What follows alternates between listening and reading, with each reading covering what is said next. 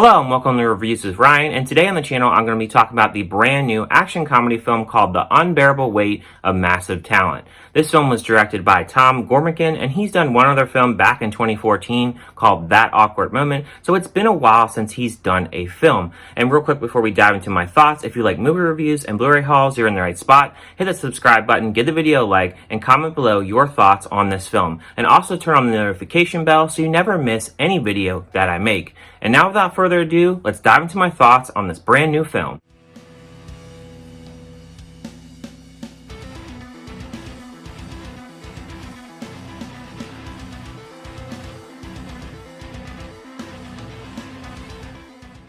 In this action-packed comedy, Nicolas Cage plays Nick Cage, channeling his iconic characters as he's caught between a superfan and a CIA agent. The film stars Nicolas Cage, Pedro Pascal, Tiffany Haddish, Sharon Horgan, and Neil Patrick Harris. So Nicolas Cage has been around for a very long time. He's done 106 films, and I've honestly only seen about 30 of those films. The majority of the films that I have seen from him are the newer films and films that were done about 10 years ago. So to be honest, going into this, I didn't really see a lot of his old films like Con Air. I do want to watch them eventually, but I just never really have got around to checking those films out.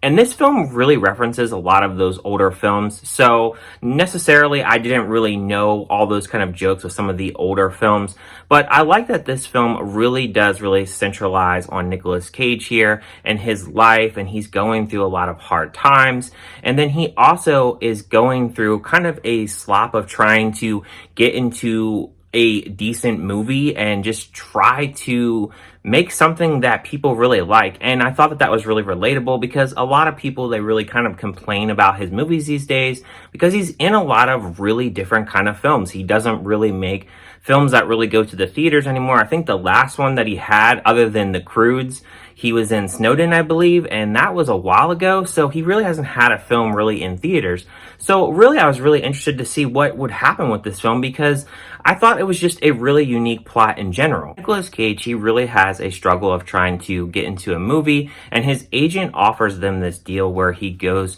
to this party to be a guest of honor for this Playboy guy. He is named Hobby in this, played by Pedro Pascal, and then after he goes to get this $1 million check, he is going to retire. He has a really struggling relationship with his ex-wife and also has a struggling relationship with his daughter as well.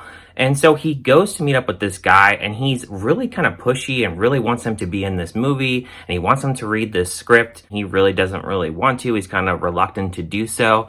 And then they start talking about films, and they really form a really good bond. The bond is really strong, and they have really strong chemistry together, and it really feels in this film that they really are real friends in real life.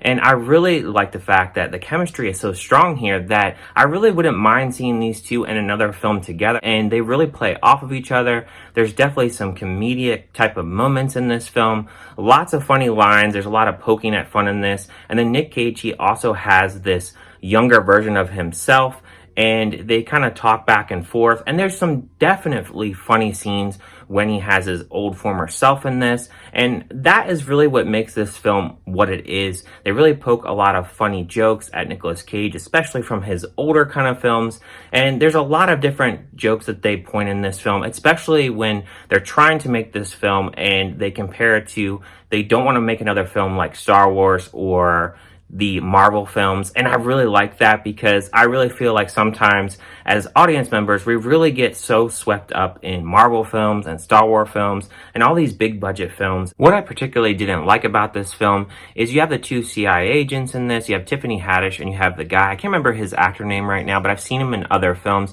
I don't really feel that they really added a ton to the film. I felt that they're just kind of there, they're trying to get Nicolas Cage to believe that this Hobby guy may be behind these kidnappings, and they don't really do anything else in the film. And then of course the film feels a little bit predictable as you kind of know what's going to happen and how this film is going to play out. And then also they have these running jokes of Nicolas Cage in this film, and they really poke fun of Nicolas Cage, and they get a little bit old because it's really a running joke throughout the film. And then you also have this part where they're kind of talking about their favorite movies, Javi and Nick Cage's character in this, they talk about their 3 favorite films, and they have this running joke of this one film. I'm not going to spoil it in this, but the one film that they have, to me, I've never watched it, but I can say that it's just kind of a running joke that they have throughout this film. And then when we get in the third act, I mean, everything is really revealed, and you figure out who the villain is in this. I really didn't really think that he was the strongest villain. I do like towards the end, there is a part where Nicolas Cage, he is in prosthetics and he plays this other character. I thought that that was really funny, and I really liked that towards the end of the film. But for me, when the reveal is about this villain, I just didn't really think that he was that strong of a character, and he didn't really have kind of much going on, so I didn't really care for that. But for me, overall, for this film, I would give a score of this film a 3 out of 5. I think it has some funny jokes. I think that if you really like Nick Cage, that you're really going to enjoy this film, as it is like a love letter to fans that love Nicolas Cage. If you don't really like Nicolas Cage, or you haven't seen a lot of his films, this may be more of a film that you would just catch on streaming and don't really worry about checking this one out in theaters.